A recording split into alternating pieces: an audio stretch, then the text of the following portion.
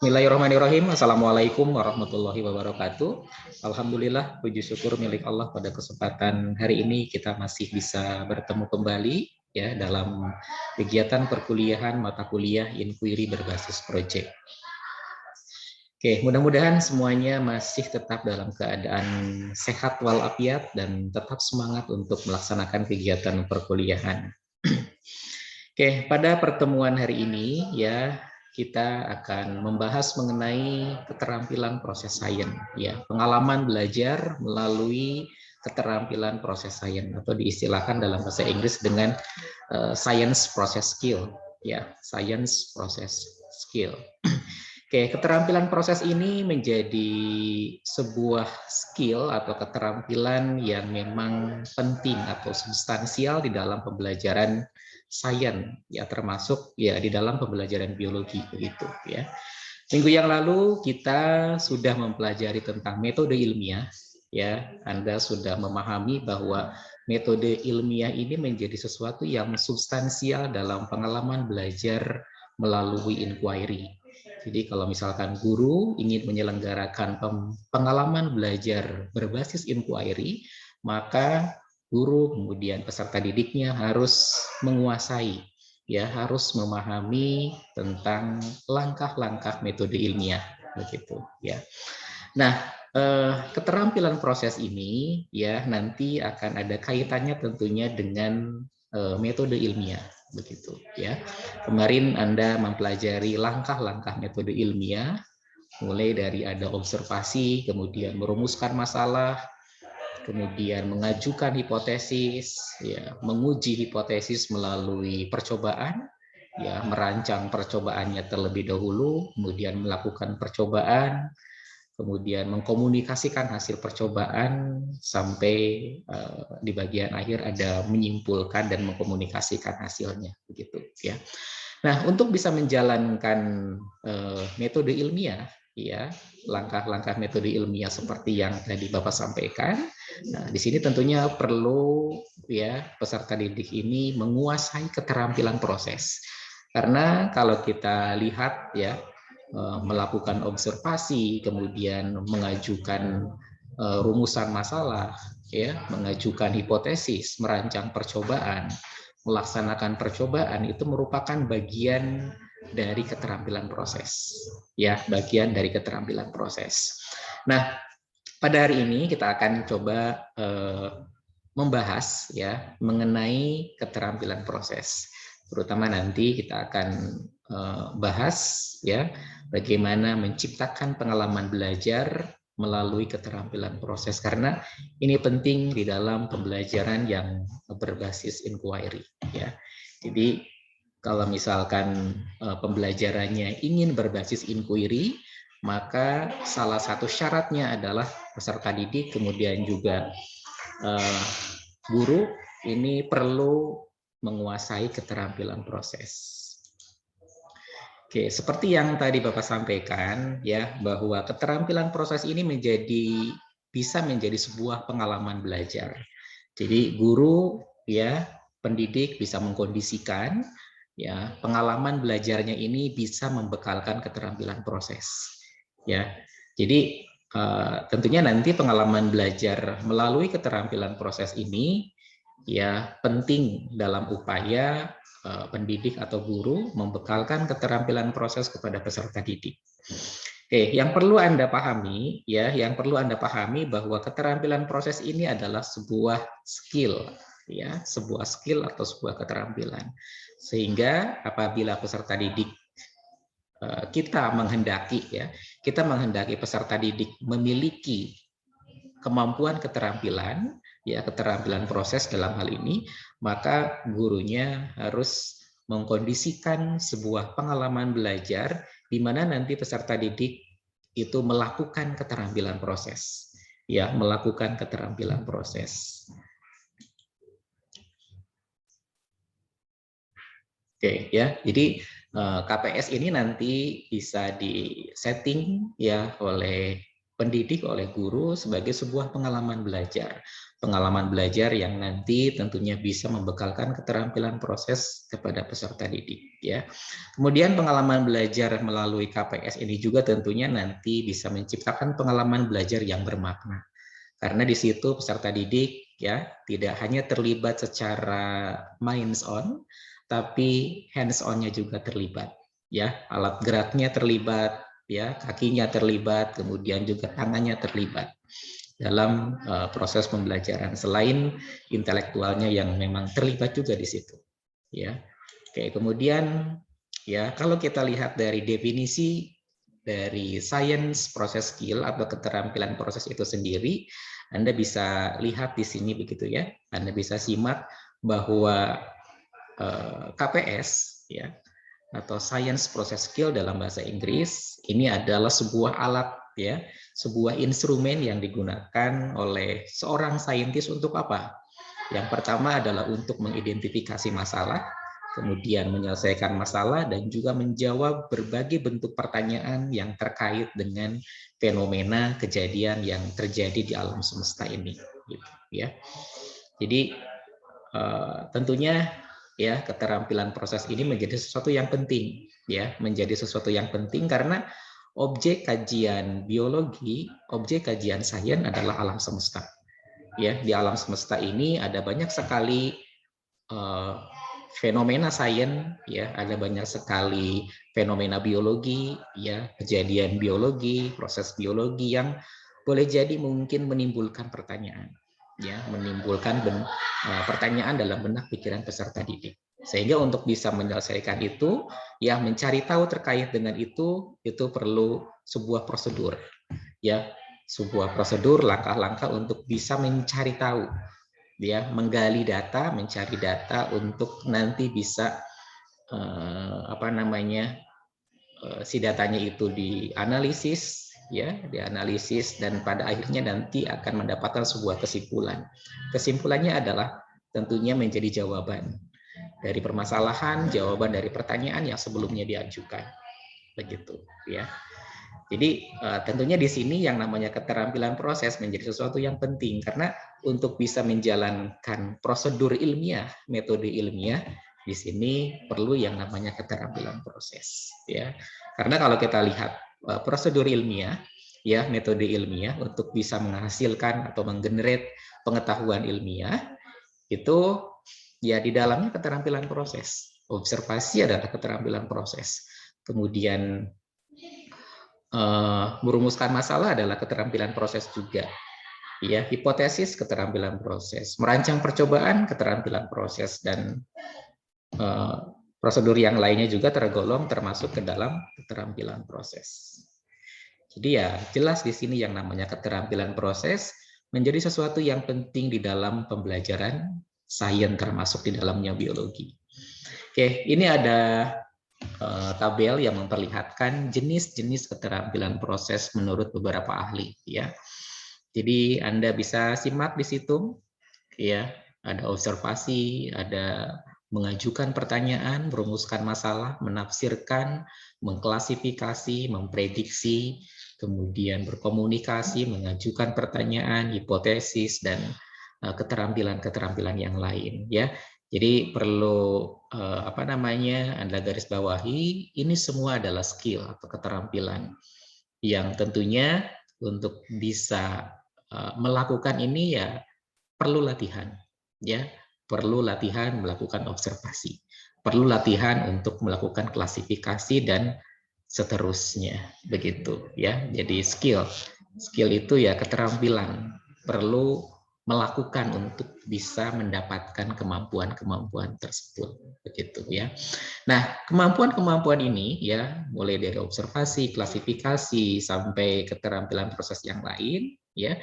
Nah, ini semua diperlukan, ya, diperlukan oleh seorang saintis, diperlukan oleh seorang ilmuwan, diperlukan oleh seorang guru sains, diperlukan oleh peserta didik yang belajar sains. Begitu, ya. Karena pada intinya, pada prinsipnya pembelajaran sains itu kan harus menciptakan pengalaman belajar seperti ilmuwan dulu menemukan pengetahuan itu. Ya, dulu ilmuwan menemukan pengetahuan melalui prosedur ilmiah, melalui metode ilmiah, sehingga ya mau tidak mau peserta didik harus kita bekalkan dengan keterampilan proses untuk bisa membekalkan scientific proses, ya, untuk bisa melakukan langkah-langkah metode ilmiah. Oke, ini ada jenis keterampilan proses juga, ya. Menurut beberapa ahli ya dari luar begitu ya, tapi pada prinsipnya sama begitu ya, pada prinsipnya sama ya. Kalau kita perhatikan di sini langkah-langkahnya atau jenis dari keterampilan proses ini ya identik atau sama dengan skill-skill yang dibutuhkan ketika seorang saintis atau seorang ilmuwan melakukan sebuah prosedur ilmiah, ya, sebuah metode ilmiah. Oke, kemudian juga ini masih terkait dengan jenis keterampilan proses, ya. Jadi ada yang membaginya menjadi ada basic skill, ya, keterampilan proses basic atau dasar, kemudian intermediate dan juga advance. Nah, tentunya ini semua menjadi sebuah hal yang substansial, yang penting untuk dibekalkan. Dan tentunya nanti bisa gitu ya, kita bekalkan secara bertahap. Kita bekalkan basicnya dulu, kemudian lanjut ke intermediate sampai nanti ke advance. Gitu. Oke, nah sekarang kita coba bahas ya, kita masuk ke apa namanya indikator keterampilan proses sains. Jadi untuk bisa membekalkan keterampilan proses kepada peserta didik, tentunya ya pendidik atau guru harus memahami ya, memahami jenis-jenis keterampilan proses. Misalkan di sini ya ada keterampilan proses melakukan observasi atau mengamati. Nah, untuk bisa memahami ya proses mengamati, ya proses observasi, tentunya di sini Anda nanti sebagai seorang calon guru perlu memahami indikatornya, ya perlu memahami indikatornya. Nah, misalkan di sini mengobservasi, indikatornya adalah menggunakan berbagai alat indera, menggunakan mata, menggunakan hidung, menggunakan kulit, menggunakan indera pengecap, ya, menggunakan indera pendengaran dan indera-indera yang lain. Kemudian mengumpulkan dan menggunakan fakta yang relevan. Nah, ini menjadi penanda atau indikator peserta didik memiliki kemampuan melakukan observasi atau mengamati. Nah, tentunya ini harus dilatihkan ya, indikator-indikator ini nanti akan mempermudah Anda, mempermudah guru ketika harus membekalkan keterampilan proses kepada peserta didik. Oke. Kemudian ini ada indikator untuk keterampilan proses mengelompokkan atau klasifikasi. Ya, mencatat setiap hasil pengamatan secara utuh, mencari perbedaan dan juga persamaannya, mengkontraskan ciri, membandingkan, mencari dasar pengelompokan atau penggolongan. Nah, ini semua menjadi penanda. Penanda yang nanti ini bisa dikenali, dipahami, kemudian nanti dibekalkan. Ya, kita kondisikan peserta didik untuk misalkan mencari perbedaan dan juga persamaan dari objek yang akan kita klasifikasikan, mengontraskan ciri, ya, mencatat setiap pengamatan, ya, dan lain sebagainya. Oke, kemudian kita lanjut. Ini ada keterampilan proses menafsirkan, melakukan interpretasi. Indikatornya menghubung-hubungkan hasil pengamatan, menemukan pola keteraturan dalam suatu seri pengamatan, dan menyimpulkan. Jadi menyimpulkan itu adalah kegiatan menafsirkan. Misalkan di sini ada grafik, begitu ya, ada grafik, kita gali informasi-informasi parsialnya, kemudian kita coba tafsirkan, kemudian kita coba simpulkan apa isi dari grafik ini. Itu adalah kegiatan interpretasi atau menafsirkan. Oke, menafsirkan gambar juga ya. Ini ada sebuah gambar. Kemudian kalau misalkan peserta didik bisa menafsirkan pesan informasi yang ditampilkan dari gambar ini, berarti peserta didik sudah punya kemampuan menafsirkan. Oke, kemudian juga ada keterampilan proses meramalkan atau memprediksi. Indikatornya menggunakan pola-pola keteraturan hasil pengamatan, kemudian mengemukakan apa yang mungkin terjadi pada keadaan yang belum terjadi. Ya, misalkan ini ada sebuah grafik yang memperlihatkan hubungan antara temperatur dan juga tingkat penguapan. Ini kalau kita perhatikan angka temperaturnya hanya sampai 45 derajat. Sekarang bagaimana kalau misalkan temperaturnya 50 derajat. Nah, dari situ peserta didik ya, kalau kita lihat grafik ini ya, karena ada pola keteraturan di sini ya, bisa memprediksi, bisa meramalkan kalau 50 berapa. Pasti akan lebih dari 3,63 tingkat evaporasinya. Oke, kemudian nah ini yang tidak kalah pentingnya lagi adalah ada keterampilan proses melakukan komunikasi. Ada komunikasi lisan, tulisan, ya dalam bentuk grafik, tabel, atau menggambar. Misalkan di sini ada gambar ya, gambar yang memperlihatkan membran sel, di situ memperlihatkan phospholipid bilayer, ya memperlihatkan protein integral, ya protein integral aquaporin yang bisa dilewati oleh air, ya yang bisa dilewati oleh air. Jadi gambar ini kalau kita perhatikan banyak memberikan pesan atau informasi terkait dengan sifat dari karakter protein integral aquaporin, kemudian juga phospholipid bilayer yang memang tidak bisa serta-merta langsung ditembus oleh molekul air, begitu ya. Dan tentunya perlu kemampuan di sini untuk bisa menghasilkan gambar seperti ini. Oke, kemudian nah ini juga sama begitu ya. Jadi yang bisa menggenerate ya gambar ini punya kemampuan komunikasi yang sangat baik begitu ya. Kemudian yang bisa menceritakan, menjelaskan isi pesan, informasi dari gambar ini juga ini perlu punya kemampuan komunikasi ya, yang bagus juga begitu ya. Jadi gambar ini memperlihatkan bahwa bakteri fotosintetik ya ini banyak berkumpul pada bagian spirogyra yang dilewati oleh cahaya merah dan cahaya biru serta ungu.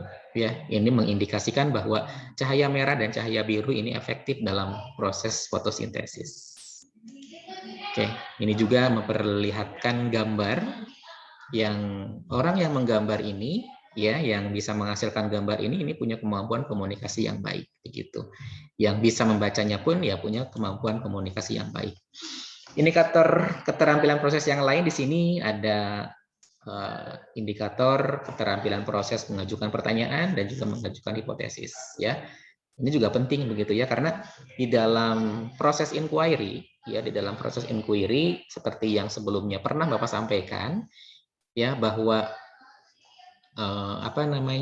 bertanya itu menjadi salah satu aspek penting dalam proses inquiry. Karena inquiry itu hakikatnya adalah bertanya dan menjawab pertanyaan. Ketika observasi, ada sesuatu yang tidak dipahami, kemudian timbullah pertanyaan. Kemudian karena ada sesuatu yang ingin dicari tahu, mencari data, mengumpulkan data, dianalisis datanya, dapat kesimpulan, dan kesimpulannya harapannya bisa menjawab pertanyaan tersebut. Ya, kalau hipotesis kan ini adalah jawaban sementara. Jadi sebelum mengumpulkan data, sebelum eksperimen ini ajukan dulu hipotesis. Baru nanti hipotesisnya diuji melalui kegiatan eksperimen. Nah, kemudian yang ini juga sangat penting ya, ada keterampilan proses merancang percobaan. Ya, karena untuk memilih alat, memilih bahan ya, tujuan praktikumnya apa, kemudian nanti harus memilih alat apa, bahan apa, untuk bisa nanti membuktikan hipotesis, menguji hipotesis atau pertanyaan yang diajukan, ini perlu pemikiran yang luar biasa. Jadi bukan perkara yang mudah begitu ya, menentukan alat, bahan, menentukan variabel, ya, menentukan apa yang harus diukur, ini bukan perkara yang mudah ya. Jadi perlu dilatihkan, perlu dibekalkan kepada peserta didik melalui pengalaman belajar KPS. Oke, kemudian ini juga ada keterampilan proses yang lain ya, menggunakan alat. Jadi sini indikatornya memakai alat atau bahan, mengetahui alasan mengapa menggunakan alat atau bahan tersebut ya. Itu indikatornya. Kemudian selanjutnya ada keterampilan proses menerapkan konsep dan melaksanakan percobaan. Ini indikatornya, begitu ya. Oke, itu barangkali ya penjelasan terkait dengan keterampilan proses. Ya, jadi tentunya nanti Anda sebagai seorang guru harus bisa bagaimana caranya membekalkan keterampilan ini kepada peserta didik. Jadi Anda harus bisa menciptakan sebuah pengalaman belajar, ya, misalkan pengalaman belajar yang bisa nanti membekalkan, melatihkan keterampilan proses. Karena ini penting ya, penting untuk peserta didik agar nanti bisa menjalankan scientific proses, menjalankan standar proses pembelajaran sains termasuk biologi. Oke, barangkali itu. Terima kasih. Assalamualaikum warahmatullahi wabarakatuh.